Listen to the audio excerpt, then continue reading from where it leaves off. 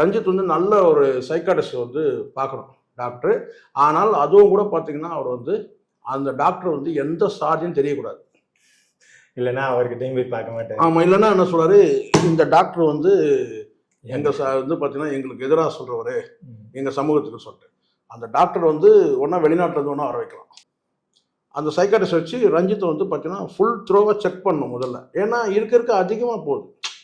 ரஞ்சித்தோட அந்த இது மிக திறமைசாலி, மிக அறிவாளி, அதில் எந்த டவுட்டும் கிடையாது. மிக அறிவாளி, மிக என்ன சொன்னால் அசாத்திய திறமைசாலி, அதில் எந்த டவுட்டும் கிடையாது. ஆனால் இப்படி ஒரு குறுகிய வட்டத்திலேயே இப்படியே ஒரு நகர்ந்துட்டு இருக்கிறது கொஞ்சம் வருத்தமாக இருக்குது. சீரியஸாக சொல்கிறேன், நான் வந்து ஜோக்கெலாம் பண்ணல.